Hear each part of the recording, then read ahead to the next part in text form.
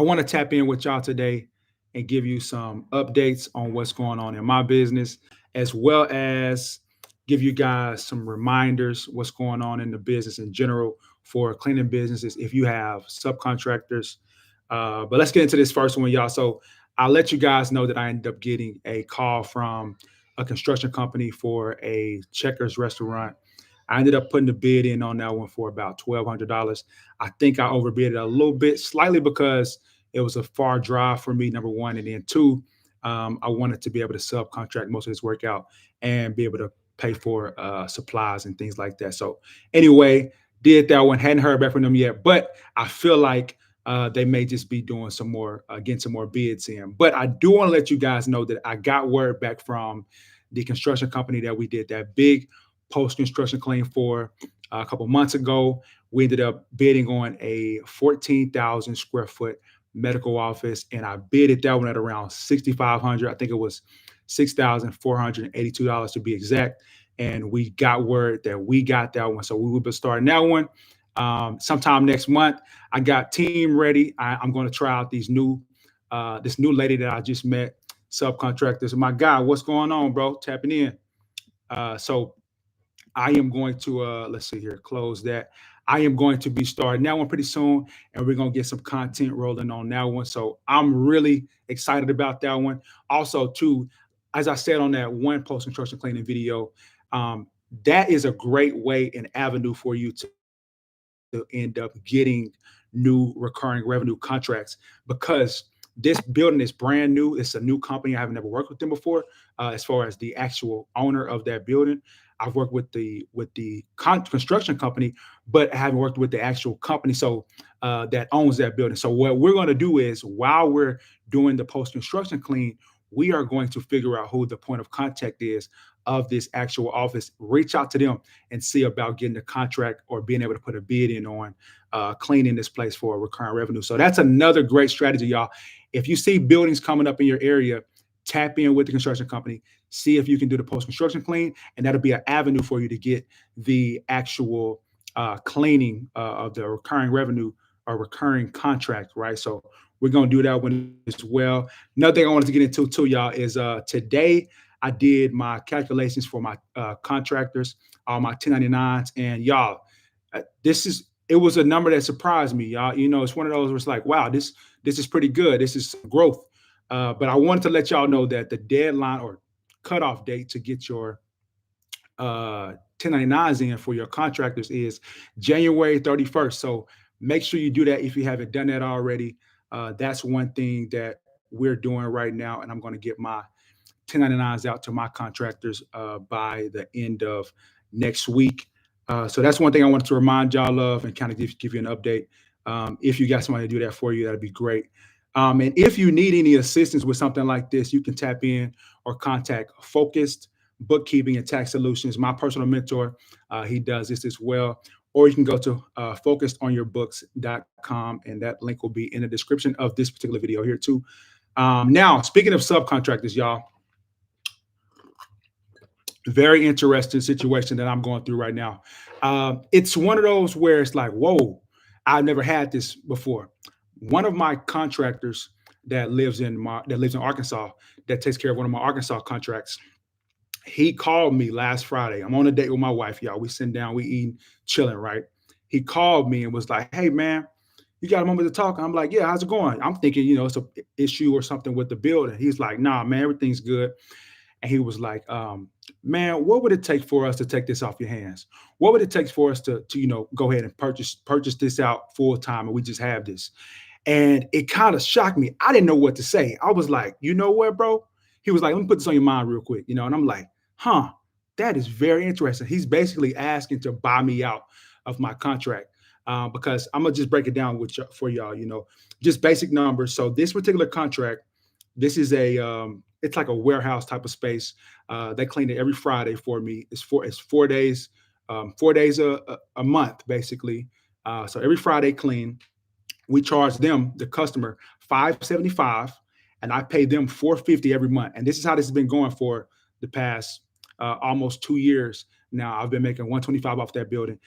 just for being the primary contractor, and they've been Mm, great. They've been a great team for me, and I will say it's one of those where it's like I don't have to do much, so I can understand where he's coming from. That's why I'm thinking to myself, like, you know what, I am willing to negotiate a deal and see what it would take to buy him out. So on that building, we make 575.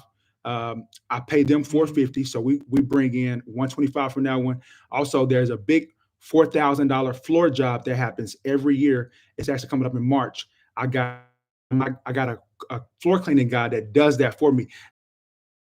Floor cleaning guy that does that for me. He gives me a price of around 3,000, and then and I pay or I charge the customer 4,000, and I make $1,000 profit off that.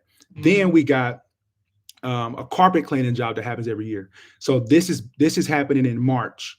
That particular job. Now, this is outside of what I pay them. So here's what I would be selling. Right, I would be selling my recurring revenue contract of 575, which is about $6,900 a year, plus $4,000 a year on top of that, plus the $600 carpet clean. So I spoke with my mentor about this. My mentor, the one who focused on your books, tax solutions. Anyway, I spoke to him about this because he sold his business about 2 years ago. Don't know what he sold it for. We hadn't really got into those details yet. But what he told me is this is exactly like selling a business because they're basically buying a business in a box, this contract. Because they don't have to go out there and knock on doors. They don't have to go, make the sale. It's already ready. And they're going to be purchasing it from me. So he told me that you would sell it at a mm, premium and you would have to do a factor of 2.5. So at first, we ended up coming up with a number of around 15,000. I was like, that's a little high. He had thought about it again too. And we were like, okay, actually the number is around 9 or 10 because I would be not losing, but I would be selling my stake of, I would say, around $1,500 a year. So if we do a factor of 2.5, let's just go two, that's $3,000 right there, plus the floor cleaning, right? And so that's what they would be getting. And if they keep this building for the next 10 years or whatever, I've had it for forever when I was in Arkansas. This will be a good deal. So I'm saying all this to say, if anybody out there has ever sold a contract or sold a business, tell me how you did it, or if you got any advice, or if I'm on the right track.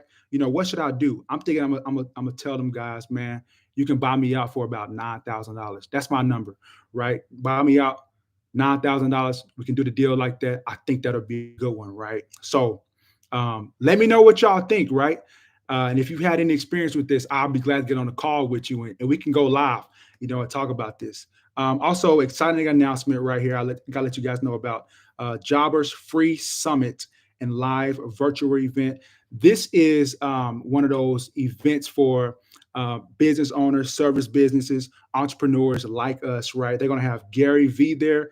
He's a renowned entrepreneur, speaker, marketing expert. One of those guys that's a big media guy, social media guy. He built that big wine library business. And then he does a lot of just online social media stuff, as well as Codie Sanchez, the founder of Contrarian Thinking and expert mm, in unconventional investments. So this lady, I've heard of her before. Yeah, Codie Sanchez, man, she a big dog. She a big dog, and she talks about how you make boring businesses into huge investments. Make these boring businesses like what we got. It may not be glamorous, may not be sexy, but it's a business that is very, very valuable, and that's what she focuses on and specializes in. And this is a totally free virtual event. If you out there and you need to be in the room at these kind of places, you need to listen to different entrepreneurs talking that talk and sharing their advice and wisdom and how they built their business up, then this is something for you to tap into. Click the link in the description to sign up and register for this free virtual event. Also, too, y'all, I wanted to share my notes. I got some notes here. I just went to a conference last weekend called Life Surge, focused on worship, wisdom, work, and wealth. And I'm gonna end up sharing some of those notes with y'all too. But before I get into that, I want to answer this question, or not question, but I want to share with y'all. I had a call with one of my subscribers, Josh. Shout out to Josh Edwards out there, man. You probably watching this. He had a bid come across his table where it's a 20,000 square foot building, all carpet for the most part, and he was asked to give a quote for 5 day a week cleaning services plus some floor jobs. Now wow, you are a jobber guy. Sorry, I didn't know the exact name. Partnerships, no problem, bro. No problem. It's all good.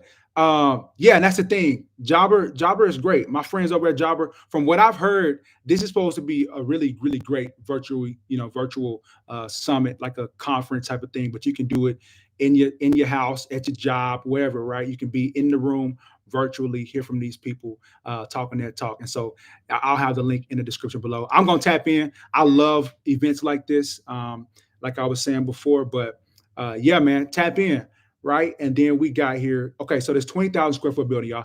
This is how I would have bid at this. My guy Josh, shout out to Josh. Wonderful learning experience right here. But I think he overbid it, right? He went in there at about 7,200 on this particular job, or this bid for 5 days a week cleaning. But I told him that I would have did it like this. This is my exact strategy, right? I go at 20,000 square feet times 19 cents, right? That gave me $3,800, right? Then example two, you can estimate the hours, the time or the hours you think you'll be in there, right? The cleaners will be in there. And I estimated 5 man hours. So if we do based off of my hourly rate that I charge, we went at 5 times $50. That gave us 250, right? So 250 times 5 days a week, that's 1250, right? Now let's do 1250 times 4.3 weeks. That's for a month. That gave me 5375. So 5,375. Now, example three is where I take the middle, what I call taking the average, right? This is where you would put both those numbers together, and that's where we go 3,800 plus 5,375, and that gave us a number of 9,175. Now you divide that number by two, right, to get the average, and that gave us 4587.50, right? So if he had went in there around that 4,587.50, he would have got it, right? That's what I think. And so I hope that helps somebody else out there too. If you get a large bid, my goodness, that be happening every time. If you get a request for a large building like that, which by the way, my guy Mike, we were just talking about in the group, we are just talking about whale fishing, right? That to me is somewhat like a whale, right? But I guess that's like a medium-sized fish, right? That's a pretty good fish, I would say. But I think, Mike, you were talking about the $30,000 a month contracts, which, by the way, y'all, Mike shared an article in the group where they talked about this particular school district not closing, but canceling, or not canceling, but firing or releasing their custodians and their their janitors inside the building, and going to a subcontract model where they subcontract the janitorial, the cleaning services out at night. So this is a huge opportunity for companies like yours and mine, commercial cleaning companies. If you already clean, schools, and you're in the school district already, you probably see more and more opportunities like this, because as we're seeing, there are school districts that are going away from having in-house cleaners to save money. I think that district was talking about saving around $3 million or something like that. So that's awesome, right?